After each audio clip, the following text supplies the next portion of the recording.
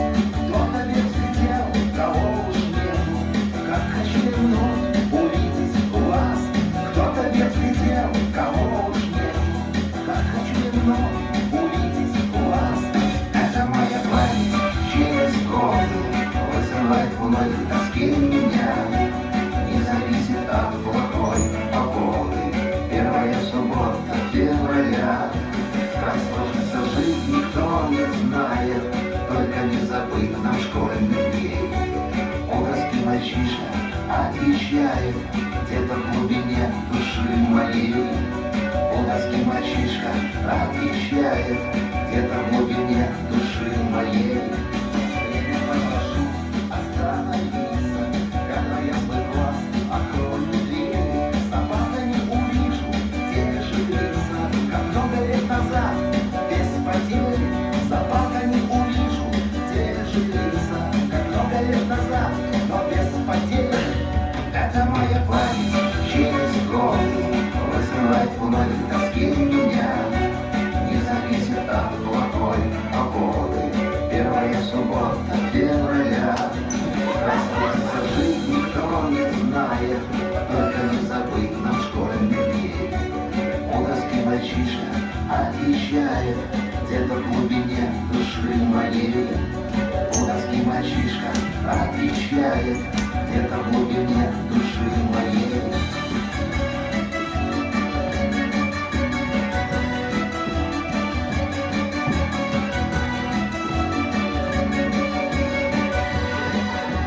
Пусть уже давно свои дети, и у каждого своя семья.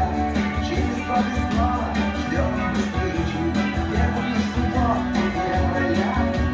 Через 2 весна ждем встречи, первую субботу февраля. Это моя память через годы вызывает вновь в тоске меня. Не зависит от плохой погоды. Первая суббота февраля. Как сложится жизнь, никто не знает, только не забыть нам школьный день. У доски мальчишка отвечает где-то в глубине души моей. У доски мальчишка отвечает где-то в глубине души моей.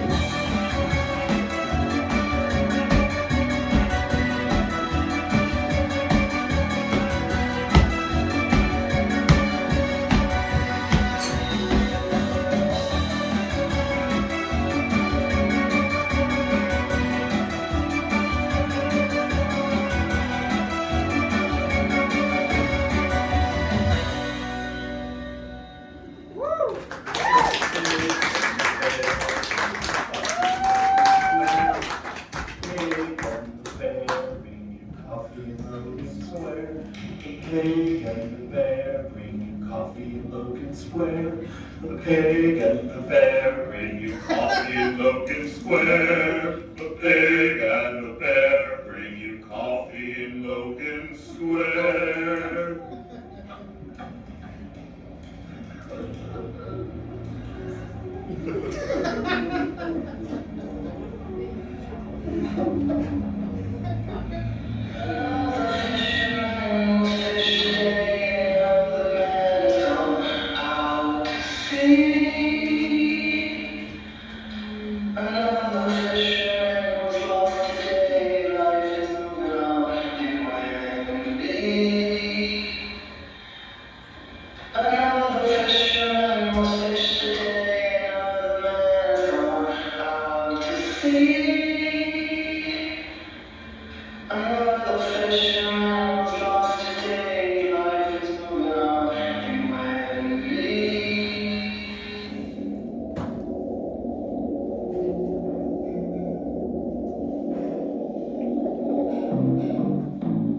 There's a place in the LS that you won't find on any map. It's down the street and up that tree, just follow the stars and crap. If you've got an appetite, open that throat up, please. Chef Anton will feed your soul unless you're gluten-free. Have a record to your house. Cafe Neckbeard to your house. Cafe Neckbeard to your house. Cafe Neckbeard to your house. Cafe Neckbeard to your house. Cafe Neckbeard to your house. Cafe Neckbeard.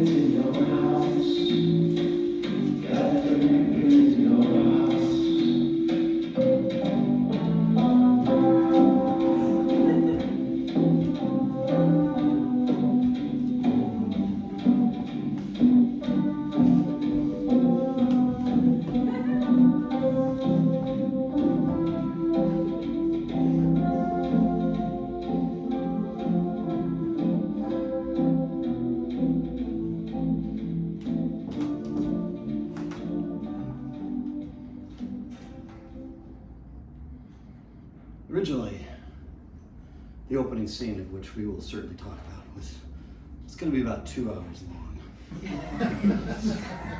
And I was going to hand roast single beans of coffee over an open flame. And by hand roast, I was going to hold a single bean in the palm of my hand and then shake the single bean like I was preparing to roll a die.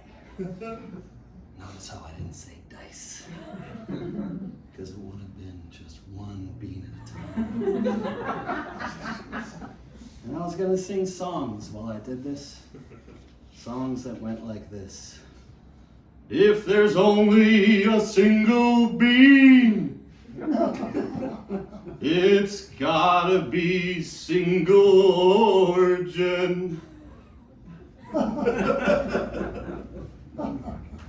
That would have been good. And you would have watched me literally hand roast coffee using what I call my dominant roasting hand while I sang little coffee songs, blowing the chaff out into the crowd as I dropped the steaming bean into what I call my submissive cooling hand. And I was gonna do that over and over and over again for around 2 hours. 7 minutes a bean. Roast just enough coffee for beans for a single cup of coffee for us all to take tiny sips of. And it was going to be a good start to the show. Finish up with that part around 11:15. And then after group drinking that cup of coffee, I would then start the Cafe Neckbeard theatrical advertisement show called To Go. And I was set up to do it. I practiced and I built up my palm roasting callus. And I ran into a huge problem. It wasn't the length. I wasn't worried about you leaving. No, it wasn't about the poor quality of the singing or the songs. No, it wasn't the open flame in a theater. It wasn't that human hands can't sustain or maintain temperatures over 370 degrees, the minimum temperature you need to reach in order to roast coffee without catching on fire and possibly destroying the roast. Nope, it wasn't because group drinking a single cup of coffee isn't probably going to be a great idea in the, I don't know what to call this, the organ accompanied intermission of the pandemic. It was because I was told that nobody would believe that someone serious about coffee would grind and drink beans so soon after the roast. That even after a human hand roast, beans need at least 12 hours of rest before they'd be at their best. And nobody's gonna wait around that long. 3 hours, 6 hours, 9 hours maybe, but not 12. That's exactly half a day. And while I'm not expecting everyone here to actually care about that, I wouldn't want to disappoint and alarm the aficionados out there. Because I know the people who care the most hurt the most. And it's just a real tough time out there for people who care. For the joyless, the careless live in paradise. Mark Twain didn't say that. But you can say that I did. Mark Twain. This is tough. I'm gonna admit, this is tough. I have a lot to say. And as the kids like to say, honestly, I think I could talk to you about my life, about this world for more than a few days and still be clamoring to fit it all in. I'm going to continue my series of false starts here and confess something to you. The worst year of my life was the year that Cafe Neckbeard was closed. That might not surprise you. But I need to add something to that, and that's that the best year of my life was the year that Cafe Neckbeard was closed. It's wonderful to see you all. Hi. That's maybe a better place to start. Better than hands and fire and flesh, some smiles, some decor, some artful placement, some dancing, some Russian synth pop, some animal heads, some uranium, some whales. And while I can't see all of your faces, I doubt I'm even, while I'm reading this line right off this page, I doubt I'm even looking at you at all.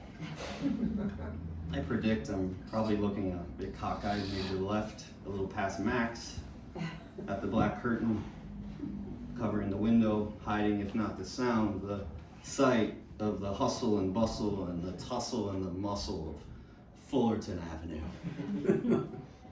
And I can tell you this one last thing before I finish up this stall.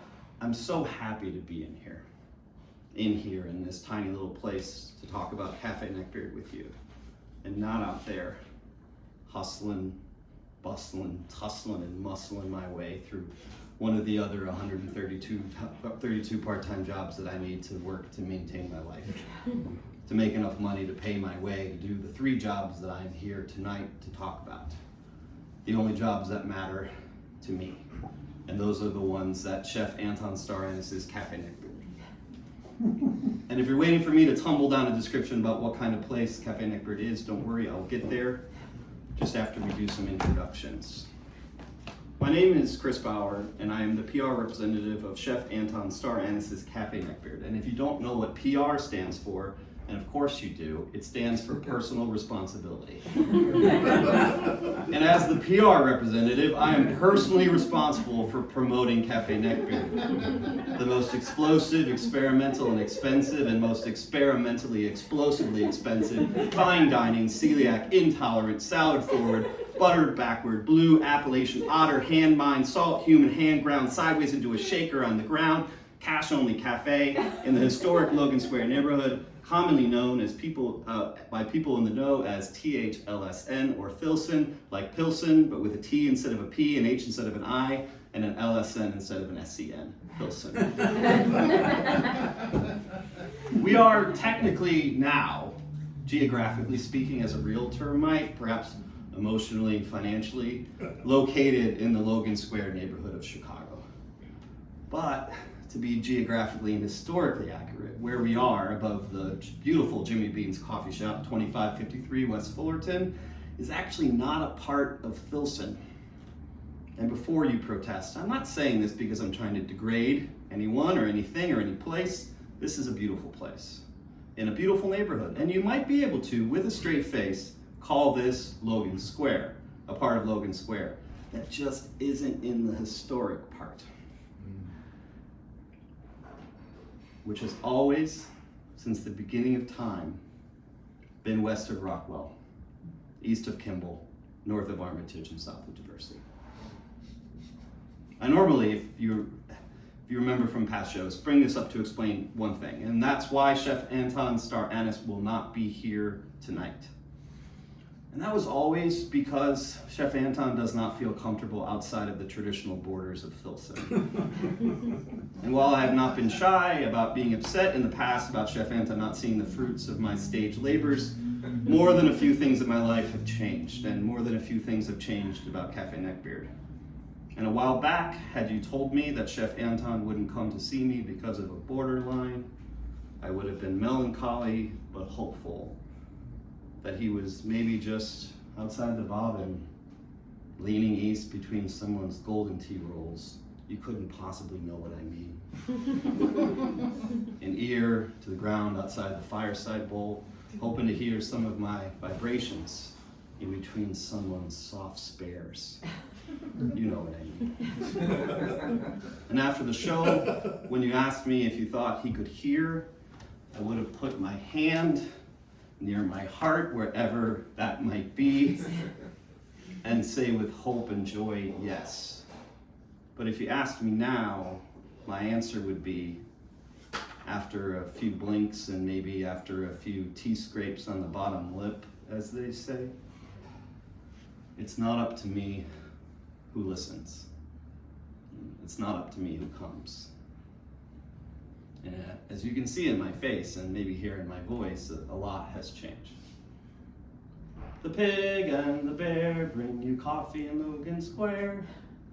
The pig and the bear bring you coffee in Logan Square.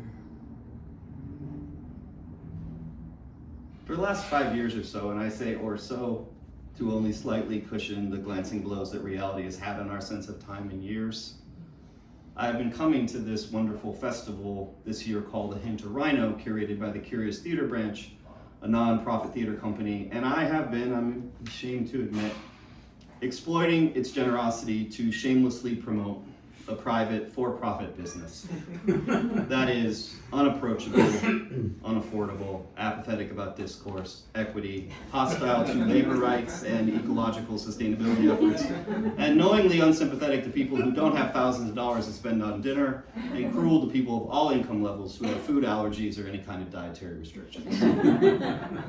I do this every year I can here, and not on TV or radio spots or at fine dining cafe conventions in Reno, because I do not, in my position, have an advertising budget.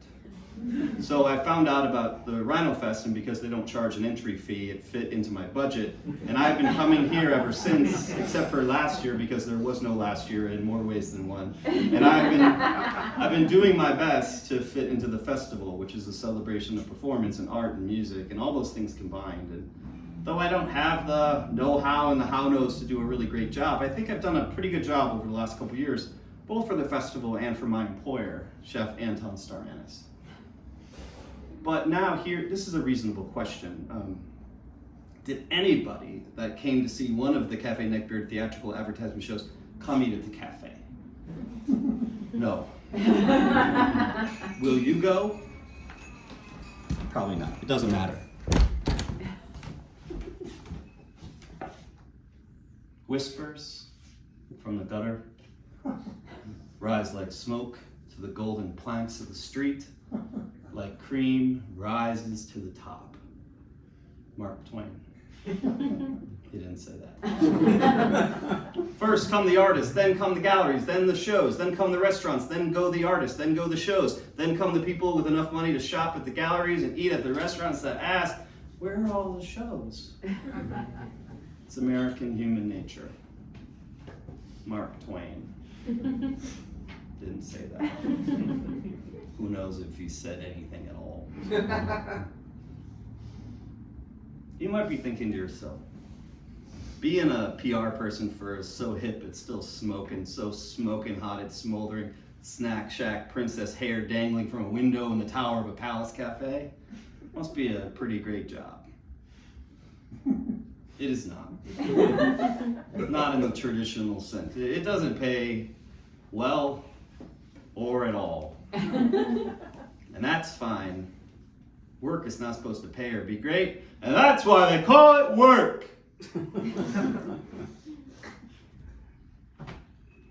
Actually, that doesn't make any sense.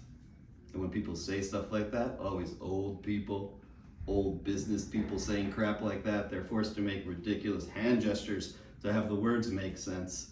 And that's not how language should have to work, not if it's working. And that's why we call it language.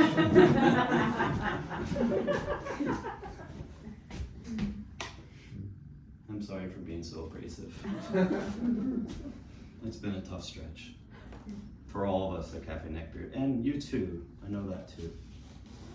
We've had to make so many changes in what we do, how we do it, why we do it, where we do it, and that's what this year's Cafe Neckbeard show is all about.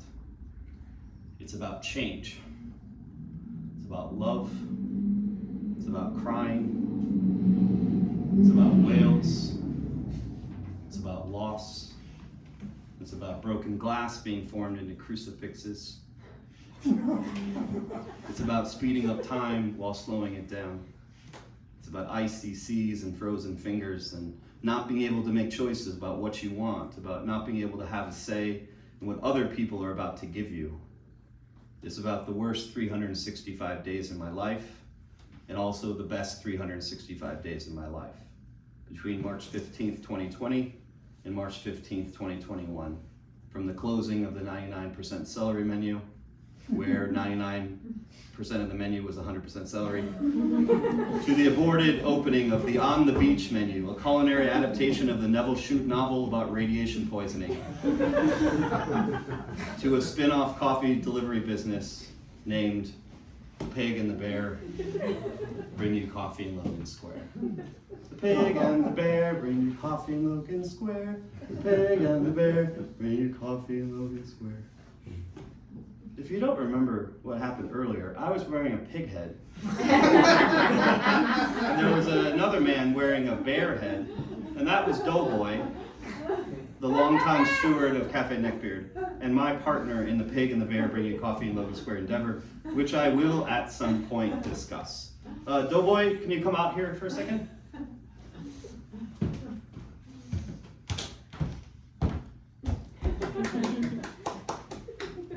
Thank you.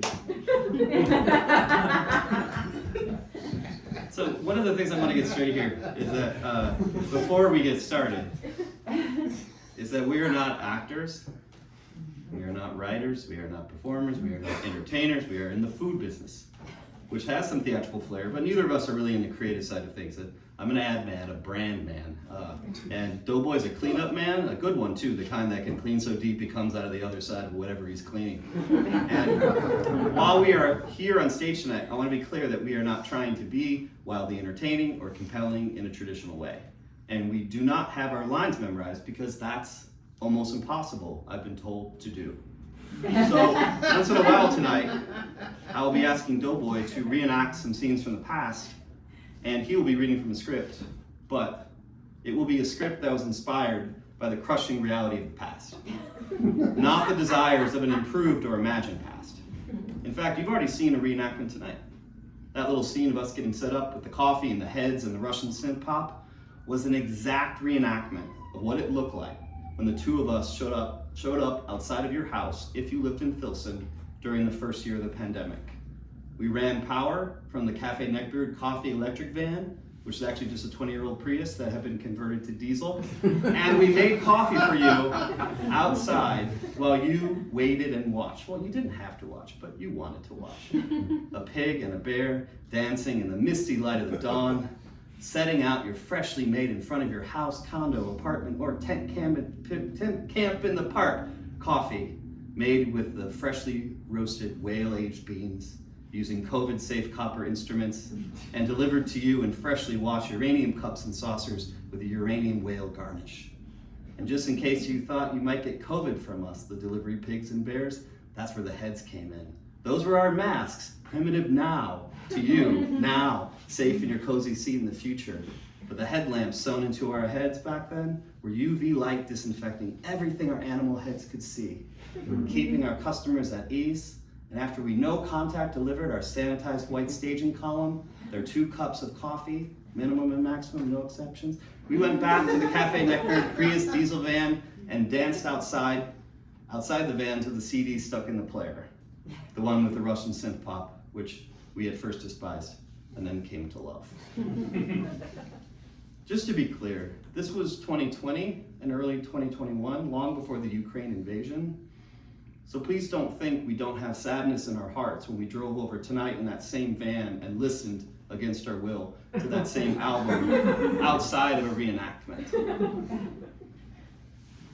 We waited for you, the couple, for you, the solo drinker of 2, for you, the quarantining throuple, for you, the occasional sad rich child with a distant, temporarily nannyless parents who didn't drink coffee but said sweetly out of the intercom, I don't want to drink the coffee. I just want to watch the pig and the bear dance and watch the whales light up. When enough time had passed and the cups and the saucers and the whales had been put back on the white column, we high-fived, as was tradition, and we danced our way to retrieve them and collect our cash-only fee, which was always listed on the menu as MP, which means, I just found out, my price. But people in Filson are generous, and often their price was more than I thought was reasonable.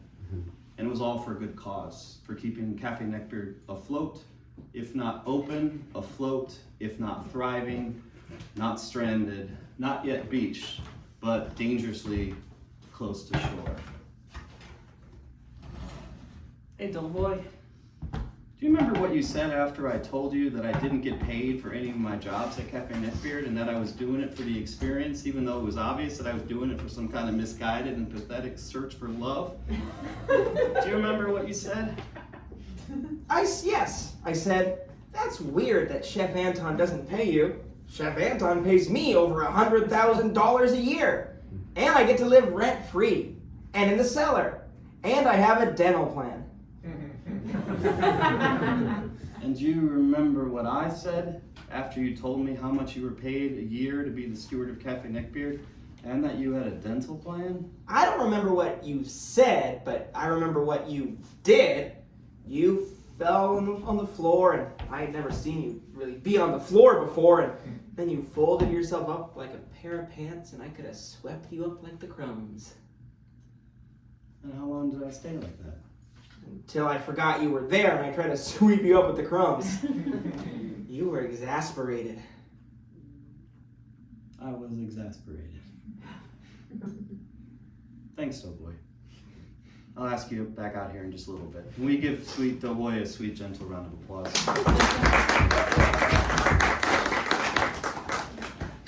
If you've been to one of these theatrical advertisements before, there are some things you might remember, and there are some things that you won't, and there are just some things so ridiculous and sublime and slippery that you couldn't possibly, it's just not possible to hold it in the hands of your mind without it falling into the mouth of your memory and into the digestive tract of your soul and out, and this is not how people or whales work, but out your blowholes. I'm just saying, I'm not going to hold what you don't remember against you. And if you do remember something and it's different than what you remember, perhaps you have long COVID. Maybe an unrelated brain fog. Maybe you're just older than you were, different than you were, younger than you were. We all change. I changed. I forget things too. Did you know that between March 2021, when Cafe Neckbeard opened back up, and January 2022, I had COVID-19 19 different times. The first 10 times were a string that they call intermittently, incrementally positive progressive COVID, IIPP COVID, in which you get it 10 times with short breaks in between the times, and each time the symptoms get progressively weirder. At the start, I lost my sense of taste and smell, pretty normal stuff. And then as things progressed, I started losing other things, like the ability to hold things in my right hand that I had previously held in my left hand. And as long as I didn't forget which was which and where had been what, I was sort of fine. But the problem was, if I ever put both of my hands on something, I would throw it away from me, sometimes out the window in a huff and a puff, like I was angry about it being in my hands no matter what it was. And I broke almost everything in my apartment. But I did learn how to read books that way in the end. Mostly self-help books about showing up to my life. With one hand.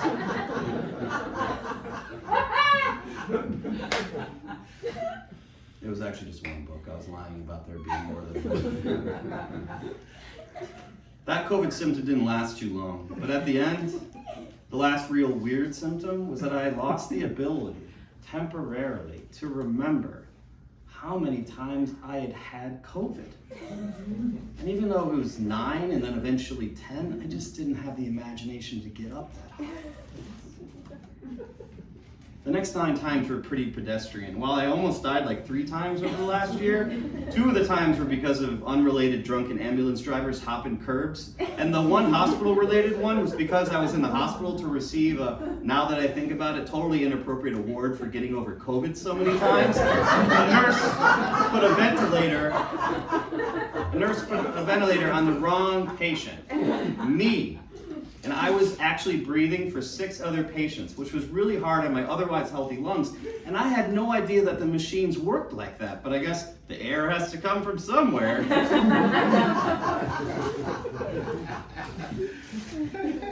And then after Delta stormed through, I was waiting for the next string, but it just never came.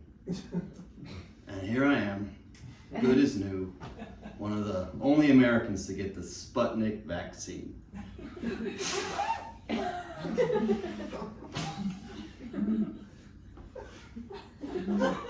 Tuxedo, Chef Anton's twin brother, sent me a vaccine in the mail.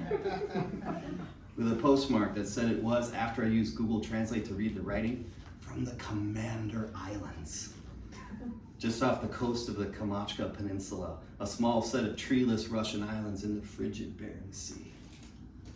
I wasn't spiritually eligible to get the vaccine for free in America because I mistakenly signed the Bruce Rauner Poverty Future Millionaire Pledge, where I pledged I would not use state or federal resources until I was a millionaire, until I didn't need them.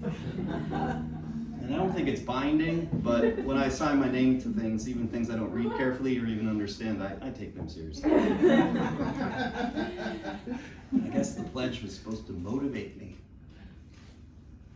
I just got tested, paid for the test myself, and I won't be getting any rebate because of the pledge. Seriously, don't worry about me. I'm gonna be just fine. And if you're fact checking me, I didn't miss a single day of work in 2021 when I had COVID-19 19 times, because I was able to do all my jobs remotely, even the one where I watered plants in a bee costume for a woman who's deathly allergic to bees. It turns out you can water plants over Zoom, or to be more accurate, you can have your plants watered, if you know what I mean, if you are privileged enough to get that update. She didn't pay the full amount for my services though, which became a pattern. She said, "You aren't really here though, I'll pay half." This wasn't fair at all, especially since it was my water. If people don't see the people they're actually paying, actually working, living and breathing in front of them, they assume they aren't working as hard. When I was sick, I had to work at Cafe Neckbeard remotely, and while half of zero is, it's not exactly zero, I digress.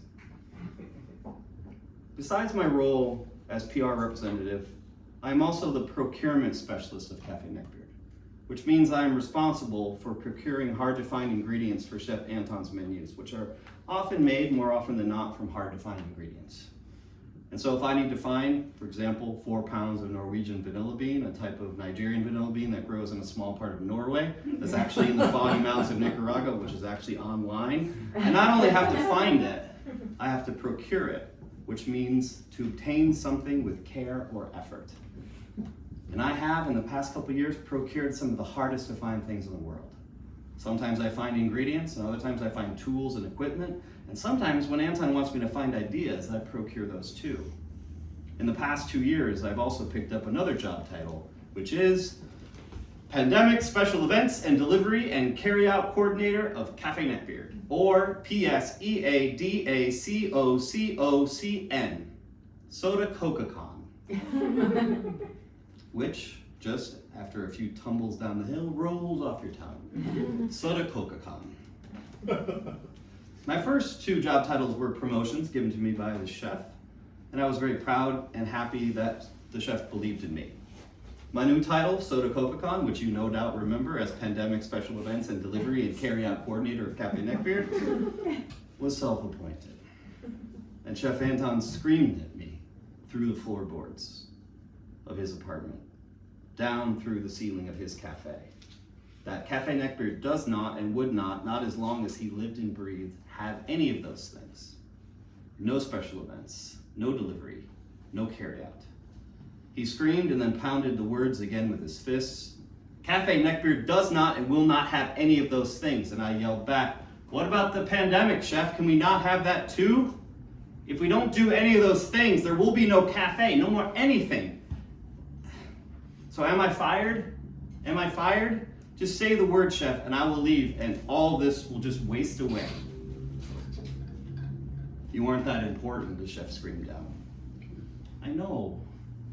I'm barely here. But I am here, and I'm trying. I can do this if you trust me. You don't even have to come downstairs.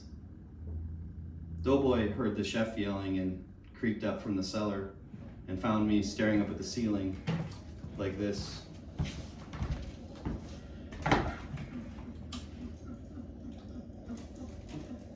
Do you think he is going to fire you? I don't know. I don't think he is going to fire you. You don't? I don't think he can afford to fire you. You know he doesn't even pay me, right? You know I just worked this job just to make my life make sense. You know that, right, Doughboy? I mean, I have heard you say it, but I didn't know it was actually true. Is it actually true? It is. So, does your life make sense?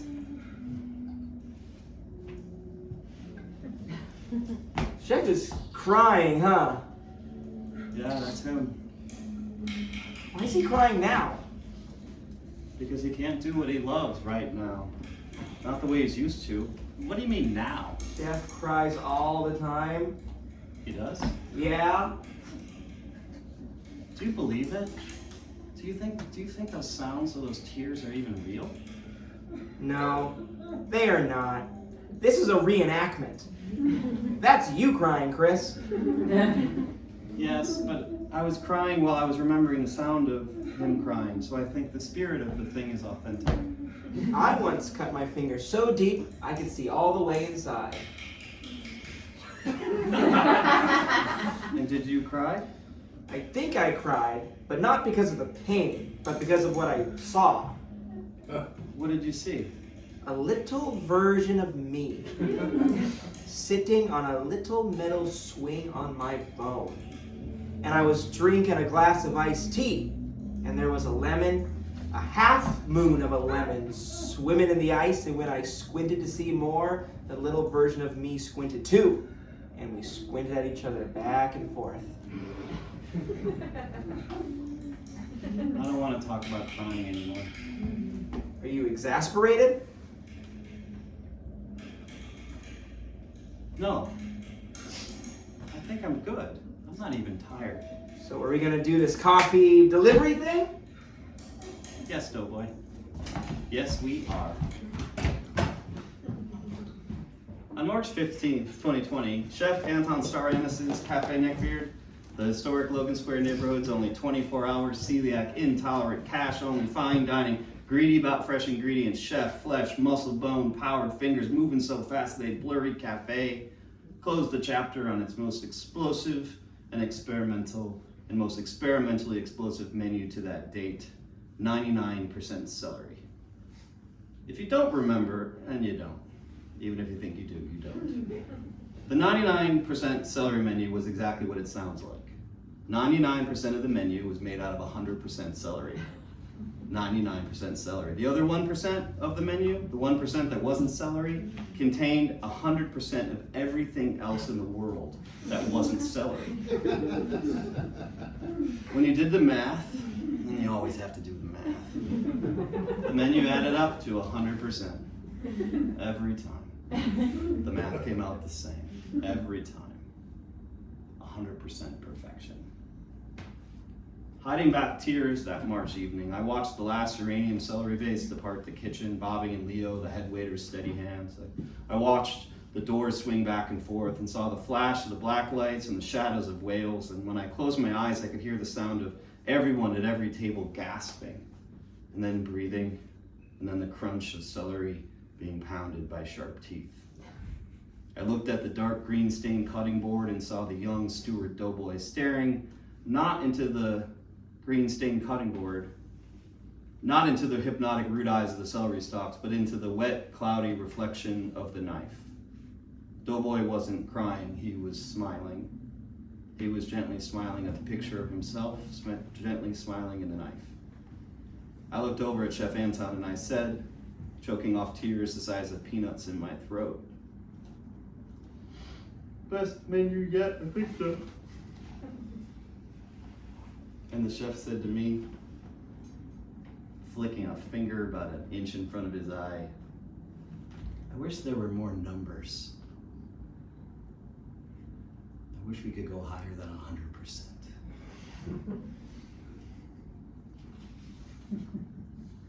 To put some more numbers out there to consider and remember, I had before the pandemic 135 part-time jobs, including the 2 unpaid jobs I had at the cafe. I had figured out with a piece of paper, a calculator with a banged up screen and a whimper, that I needed to work this many jobs to pay the bills, to keep the gas roaring, to pay my student loans, my credit card bills, my medical bills, my phone bills, my watch bills, my shoe bills, my streaming bills, my cloud storage that I need to store all my bills, the mortgage bills, tax bills, weed bills for that empty lot I bought in what they sometimes call the cowlick of Logan Square, just outside the historic district west of Kimball on Fullerton. and the parking tickets I receive for cars I've never owned, driven, or even seen, that they threaten effectively to take away from me if I don't pay them. All these bills, these expenses, are all the things I need to do in order to stay afloat and keep doing what I care about most in this world, and that's to work for Chef Anton at Cafe Neckbeard. The only place in the world that doesn't exist in the world like everything else in the world that I see exists. Believing in Cafe Neckbeard, a deeply flawed but incredible place, and believing in Chef Anton, a deeply flawed but incredible man, makes me feel like I belong. It makes me feel like I am important, and normally, and don't feel bad for me when I say it, because I know you feel it sometimes too, the world sometimes seems like a cruel and stupid and empty place, if we close our eyes and really think about it. And I know we're a little bit late in the show for crowd work. But could you try it now for me? Can you close your eyes and think about it? The meaning of it, the point of it, life, as they say, and pay attention to what you see.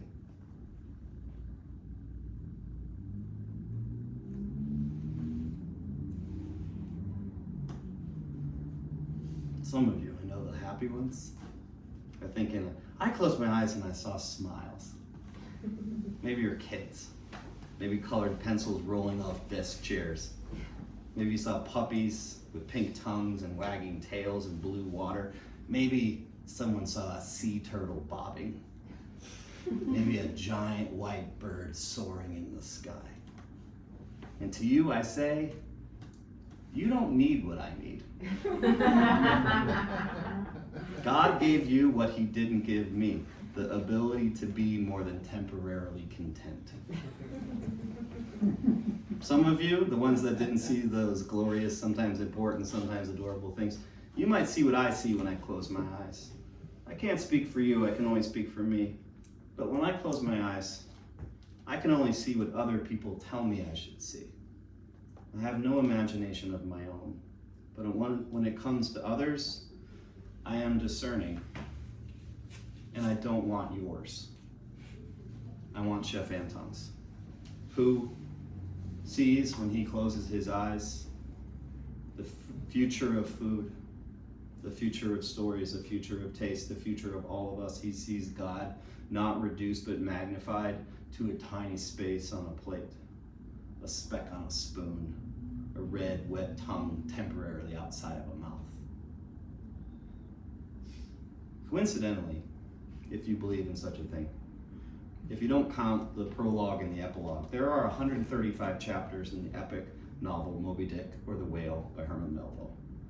And like that book, which you have all read, I'll assume, from cover to cover and back again, up and down the pages, like little children under the covers lighting fires next to lines, reading words like flames ripping through the prairie of pages, oohing and eyeing, as Melville guides us on the journey of the men and the boys of the Pequod, searching for meaning, searching for the point of the world, and the watery part of it anyway, by searching for and hunting for an awkward, old, enormous white whale, hoping to find in its belly, in its brain, and maybe its mere presence, maybe in the way it kills us, I mean them, an idea, the point of the pointlessness. The coincidence here is in the numbers of chapters the book always has, the number of jobs I always have to have. But I only really bring this up because our story here, this one right here, also involves whales, but less metaphorically, and certainly with only a fractional share of the significance. Those of you who were privy to the stories of the past know the story already. But for those of you new, coming in mid-meal, I'll try to quickly tell you that Chef Anton and his twin brother Tuxedo were born in the mid to late 1980s, and that they were born inside of a whale. A whale named Wendy that spun time forward in the depths. A whale liner named Wendy that indifferently, for lack of a better term, hosts a hotel and a French cafe furnished with 19th century Vaseline glass. A French cafe for the passengers of Wendy. The passengers are people there on Wendy, to not escape from time, but to speed it up. To speed it up to escape from difficult times in their lives. The passengers on Wendy are there to eventually exit through an injury that became a door. But the workers on Wendy are there, not prisoners, but serving life sentences like all of us, I guess, but they are just making the full ride go faster. The passengers eat well, sleep well, and depending on how old they are when they board, the days move differently. Always faster, though, the younger you are. On Wendy, time moves the same for the workers. There are the pêcheurs, the fishermen, like Anton and Tuxedo's birth father Sam the fisherman, and the brigade de cuisine, the kitchen staff, from the chef de cuisine, the captain of the kitchen, to the maitre d', the captain of the waiters, like Anton and Tuxedo's savior, a whale-aged to elderly Belgian maitre d', a man forever to the nines in a tuxedo, a man named Anton, Tuxedo and Anton's namesake. To the patissiere, the cooker of pastries, to the poissonniere, the cooker of fish, like Anton and Tuxedo's birth mother Sam the poissonniere, Sam the cooker of fish in the French cafe in the Whale, who died shortly after quickly giving birth and seeing and haphazardly, perfectly naming her children, and seeing with her last glance her boys growing under warming domes on dazzling glass plates, being pushed out of Wendy's porthole to escape the spin of time. And to the garçon de cuisine, the kitchen boy, who is almost always a little old man. Because this isn't a place for children. This isn't a place to grow up. This is a place where you go when the world is too much. It's a place to start. It wasn't a place to start. And that's why everyone decided it was better to push them out into the sea, where they would have a better chance at a better life. And that's when the boys, already aged by Wendy's temporal pirouettes, were plucked out of the ICC as 5-year-old boys by the leathered hands of the drifter, a man who would not become their father. What happened to their father? Their father, like their mother, also named Sam the fisherman. Terrified of the responsibility of being a father, went fishing. Before they were born, he exited the porthole without any gear, without any hope for air, and the porthole sealed behind his feet. And all the people in the Whale sang a song in the round to spread the news. Another fisherman was fished today. Another man has gone out to sea. Another fisherman was lost today. Life is moving on in Wendy. As was tradition. I only tell you this not to overcomplicate the narrative. But just to tell you that one of the jobs I have is the one that's not the part of the 135 I need to make it even possible for me to show up to my life. This other job, my prologue or epilogue, not sure which one it is yet, is that I have been compiling Chef Anton's life history behind his back. Collecting stories from his twin brother Tuxedo, the stories that Anton has turned his back on, about their youth, about his growth, about his culinary past, and his resurrection as a man who did not have a brother and wasn't born inside of a whale. For most people, being born inside of a whale is the kind of story you'd want to tell, an origin story that would make everyone want to come around and listen. But Chef Anton, I have figured out, has denied the story because he believes the story is better than him. His story, the one he wants to be in, is that of a regular man with regular parents from a regular place, a regular man who becomes extraordinary. While Chef Anton has been building his cafe in Filson, his brother Tuxedo has been traveling the world, looking for the drifter, looking for answers, looking for Wendy the Whale, looking for something that could one day capture his brother's attention.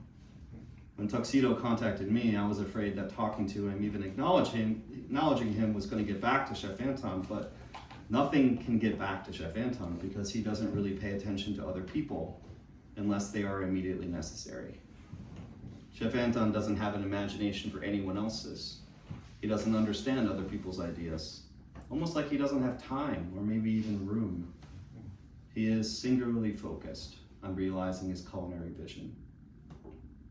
Tuxedo is singularly focused too on finding and telling the truth about their childhood, about their lives. On March 16, 2020, the reality of the COVID-19 pandemic hit the city of Chicago. And while Philson is in some ways an autonomous region, many of the same health and safety rules still applied. As of that morning, no restaurants in Chicago would be able to offer in-person dining, a phrase that many of us had never really contemplated. In person, inside. Cafe Neckbeard, because of Chef Anton's philosophy on food and service, has never offered anything other than in-person dining, and sometimes he will refuse to serve a person that he doesn't feel is there enough. Which is why he doesn't serve alcohol and will not serve people who he feels might be physically or emotionally detached from the experience. Which is, of course, a subjective assessment and has led to many arguments and burnt to the crisp feelings. When I showed Chef the order from the city about being forced to close, he looked at me like I hadn't said what I said. I said, "We can't open." He said, "Do you have all 9 microwaves ready?" Yes, I said, which was true. There were 9 microwaves from 9 different decades for the 9-course on the beach culinary adaptation that was set to open that night. "Chef, we can't open. It's not safe. Nobody will come. Even if we are open, people will come. They always come." Leo, our head waiter, our only waiter, who was folding napkins made out of Australian white sheep cotton, said over his pile, "People are scared, Chef. They should be. I've been watching Italy. It's bad.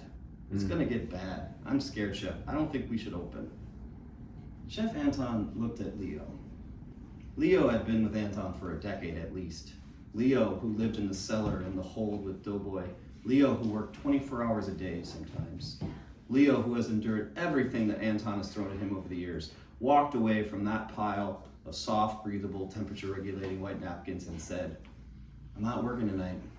I'm not working." "Then you're fired, Leo. I want you gone. We can't use people who don't want to be here." Halfway down the cellar stairs, Leo yelled back up, "I'm going to file for unemployment. And then I'm gonna finally write that self-help book I've been threatening to write for years. It's about time I started showing up to my life."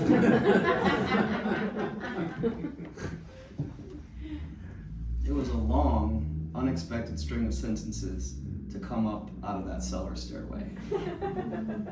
Normally, all you ever heard coming out of there was, "Yes, Chef, soon, Chef, now, Chef, absolutely, Chef. I'm walking up the cellar stairs as I speak, Chef." Not what we just heard. Chef Anton didn't react. He acted like what had just happened didn't happen, not the way it had happened.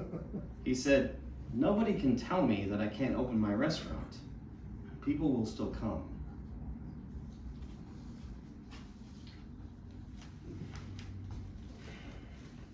Chef Anton Star Anise. Chef Anton Star Anise's Cafe Neckbeard on March 16th, 2020, opened for business with his menu called On the Beach, a culinary adaptation of the 9-chapter Neville Shute post-apocalyptic novel about the residual effects of atomic war on human lives.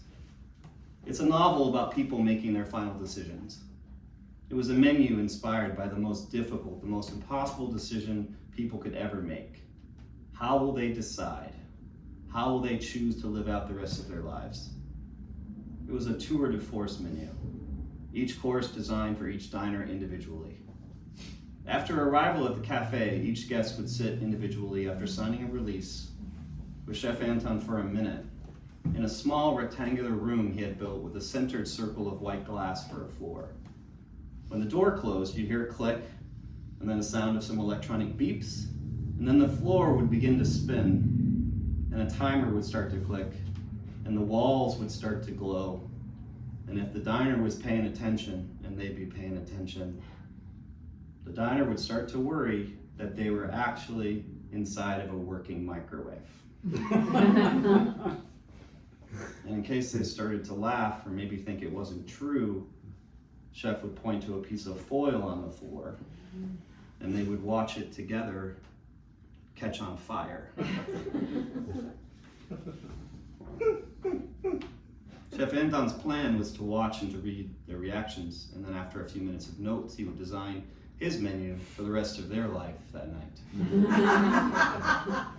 I don't think the room was actually a microwave. At least I hope that it wasn't, because I spent a lot of time in there. But I still don't know how he was able to get the foil to start on fire. The end of this story is that on March 16, 2020, Cafe Neckbeard was illegally opened for business.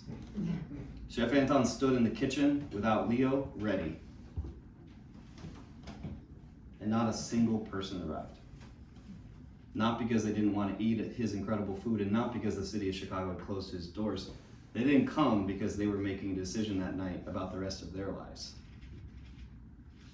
And that's when the crying started. At first it happened after we had meetings, planning meetings about how we might adapt. I made suggestions about trying delivery, about trying carry out, and each time Chef Anton would counter with thousands of reasons why these ideas were bad, how they were against everything he believed in. And I told him I was on his side, that I thought he was right, but with each week we weren't open, we were going further into debt. Chef Anton didn't have an accountant. He does the books himself, and he shouldn't be doing the books himself. He always paid Leo like a traditional employee with a W-2, and he paid Doughboy in a non-traditional way, a lump sum payment based on some archaic profit-sharing system, like something out of Moby Dick or The Whale by Herman Melville, but one that was unusually generous and paid out in full from a trust at the beginning of the year. So Doughboy was on board, already fully paid, and that just left me, and you know how much I make already, and I am forever on board. But that still left all the expenses, all the bills that were coming in from all directions, and it was untenable. Chef would come to our staff meetings with new menus, new ideas, and the meetings ended the same way each time. This won't work. This to-go menu he came up with would have required 750 different vessels. And since Chef Anton doesn't believe in plastic or even paper holding up food, we couldn't make anything work. I told him, even Alinea has scaled down. They're offering a family meal, just comfort food at uncomfortable prices. And Chef Anton looked at me and said, no, we aren't doing that. I'd rather set this place on fire. Good meeting.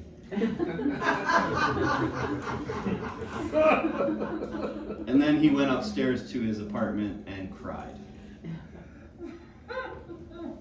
And in the kitchen, Doughboy with a mop in hand and me looking at a stack of bills, listened to him cry. And if we closed our eyes, which was hard not to do, we could also hear the sound of Leo downstairs typing away.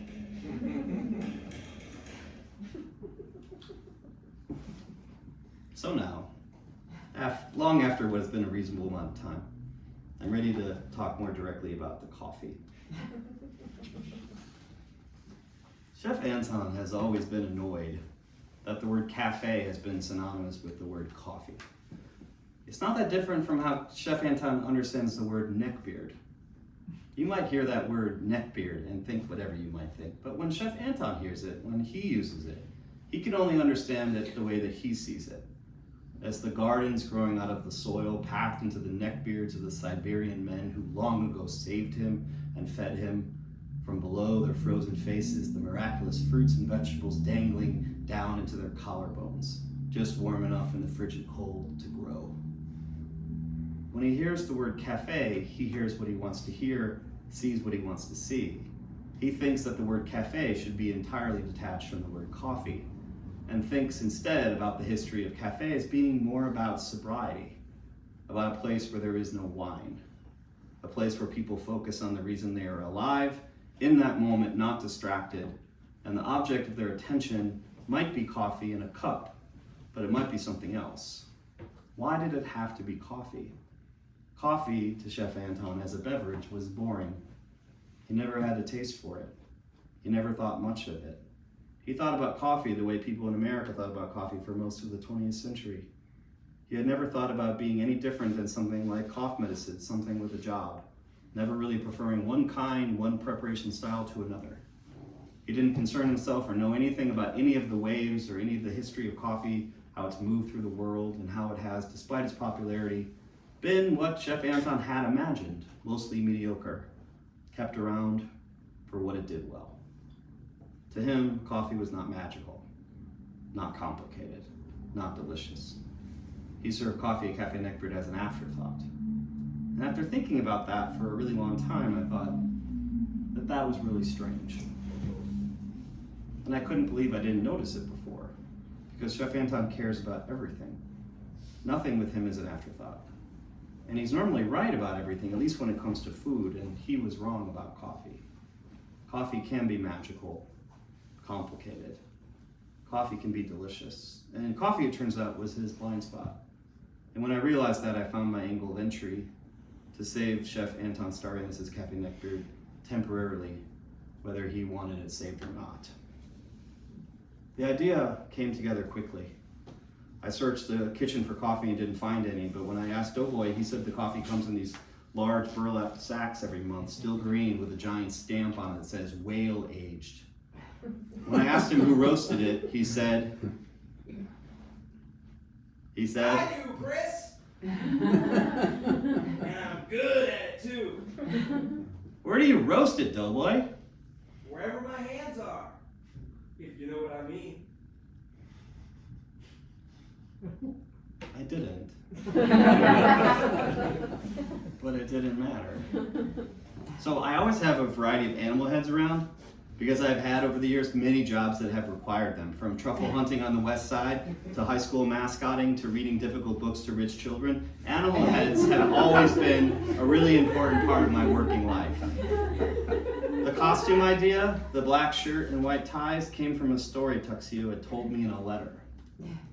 A story about searching for Wendy and finding what could have been the remnants of her destruction, if not of her, of the French cafe inside of her.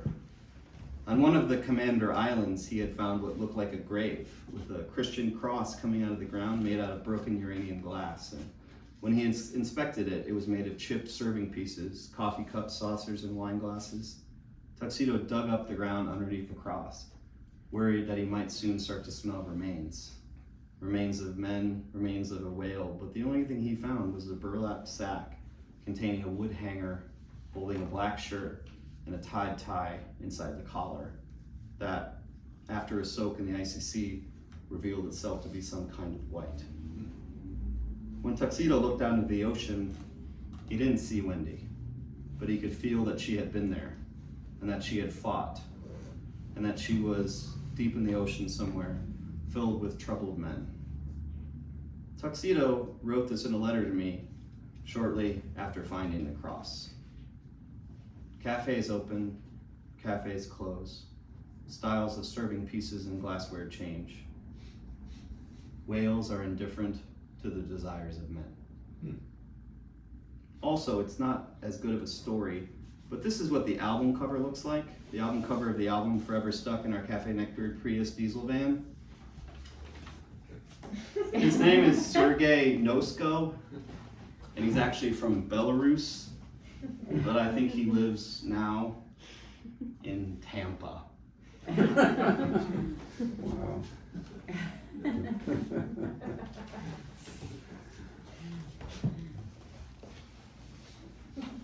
Chef Anton did not approve of anything I was doing, but since he didn't care about coffee, he didn't even see what we were doing as interference or even remotely stepping on his toes. But I thought of him as I made the menu for the Pig and the Bear bringing coffee in Logan Square, intricately difficult. I strictly limited the delivery service zone to THLSN, and I randomly turned down 1 out of 3 orders, which now that I think about it, isn't all that random. I didn't allow subtractions or additions, no options, no milk, no cream, no sugar, no syrups, no pumps, nothing but the coffee we made. I said it wasn't gluten-free, even though it was. And I only accepted orders through calls made from landlines. Something that AT&T was weirdly very helpful about. And I, following Cafe Neckbeard's strict policy, only accepted cash.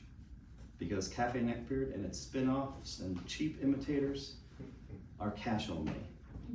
And if you try to pay by card or by crypto or gold or some other thing, you'll have to pay a fee for that, and you still won't be able to pay by card or by crypto or gold or some other thing.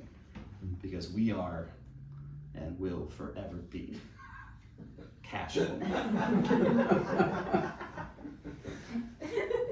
Doughboy and I set out every morning and we did our coffee serving, we did our coffee dancing and our coffee clearing, and we did for almost a year, and I'll tell you, it was the best year of my life. 2020 and into the start of 2021 was a terrible time to be a human being. I wish I could be back there though. Sometimes. Life was simple. I made coffee, I danced, and even though we sometimes only had 2 deliveries a day, it was the best job I ever had. And it was one of my own making. And the coffee was good, because Doughboy is one hell of a roaster, one hell of a partner. For that year, after we started the delivery business, Chef Anton pretended to disappear. During a time when traveling the world was impossible, he did it. The impossible in his own way. He sent us letters. He even called me on the phone. He asked me how the coffee business was going, and I told him the truth, that I was doing okay. I was paying the bills, and I told him that it was up to him, that whenever he was ready, we would stop. He said that he was searching the world for a way to speed up time, to make this hell go faster. He pretended to be all around the world when we talked, when he wrote, and he even adorably tried to fake the stamps, and his letters were filled with stories about what he was eating, what he was making, what he was thinking about. And the letters and the calls were lovely and dotted with extraordinary ideas and descriptions of the places he was seeing and what must have been his dreams. He pretended to be in Spain once, and I could hear him upstairs, walking around softly, like a person walking around softly, like I didn't want to be heard. And I know it's cheesy, but I like to believe that he was in Spain, and that Spain was upstairs when he said it was. Maybe it was. That story though, and so much more, that's for another time, another day, another year. And I'll just tell you that on March 15th, 2021, Chef Anton came downstairs. He hadn't cut his hair or shaved in almost a year, but through the hair, I heard him. Doughboy heard him, and Leo in the cellar heard him too, loud and clear, when he said, "Today is coffee's last day." We arrived at the address, and Doughboy was a little scared because we had never left Filson before, not on a delivery. We felt the temperature drop as we crossed Kimball, and I drove the Cafe Neckbeard Prius van into the middle of an empty lot, my empty lot. We set up our table, we got the copper kettle going, we turned the volume up on the van speaker, and we just did our thing. Made our single cups of coffee for the last time. We put on our heads, we turned on our lamps, we placed the cups on the sanitized white column, placed the whale garnish, and walked away, just like we had done hundreds of times before. When we got back to the car, I yelled over the music to Doughboy, "Hey Max, could you put on the reenactment music?"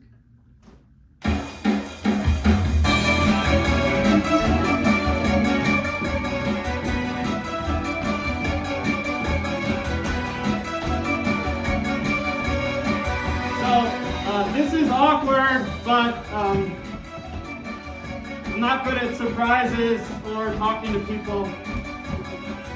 Okay, I'm the customer. I ordered these coffees for us, Doughboy. I just wanted to thank you for helping me, for helping us so much. This has just been a lot of fun.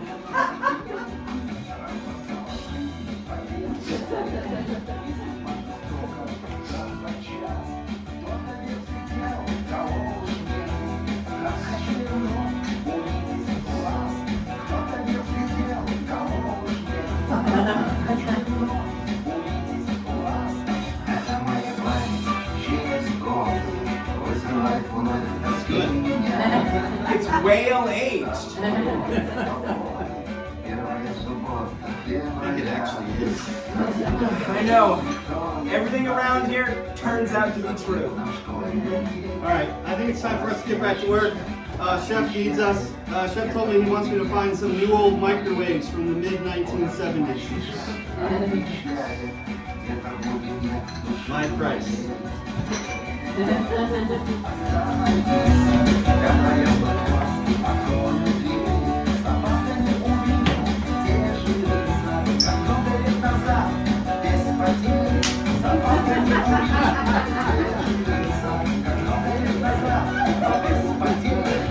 Это моя память через годы вызывает вновь тоски меня. Не зависит от плохой погоды. Первая суббота февраля. Послушайся жизнь.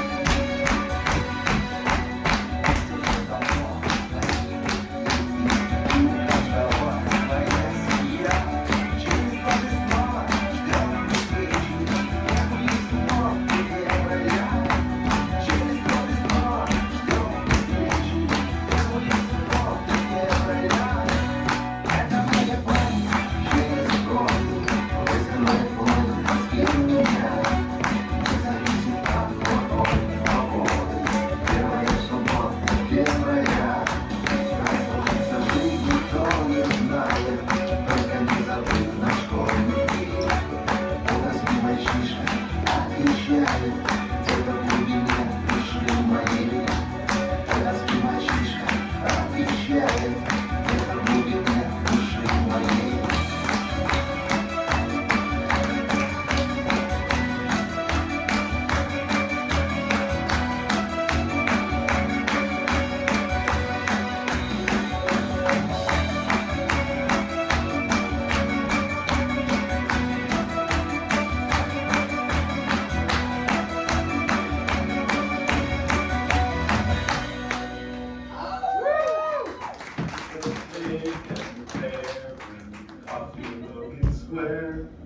Pig and the bear bring you coffee in Logan Square.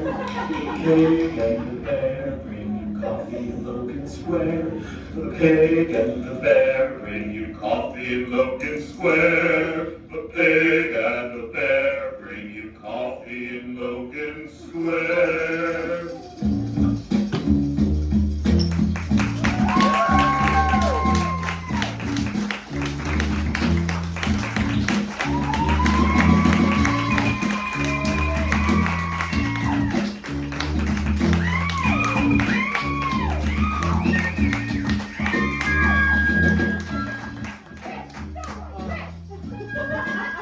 Thanks so much for coming, and it's the last show of our run, so glad to have such a nice crowd. A couple things I would say. I want to thank Max.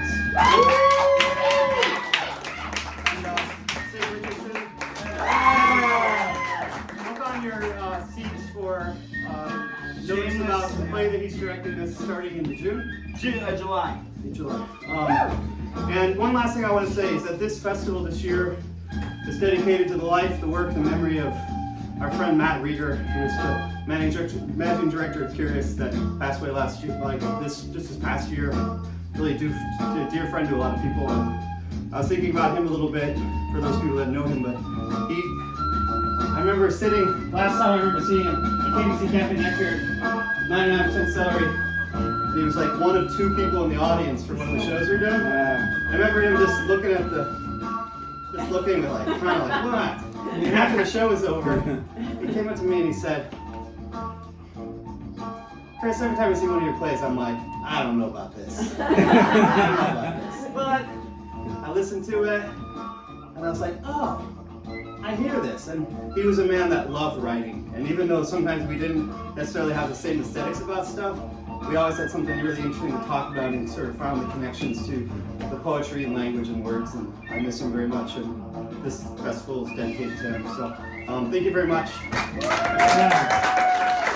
Chris, do you want to tell them about the menus that are downstairs on that? What's that? Do you want to tell them about the menus that are Oh, I do not pass them around. I pass you out a pass them bunch. out? And if anybody wants one of the menus from the 99% celery menu or the Ambergris, they're some more downstairs too. So, and thank you again.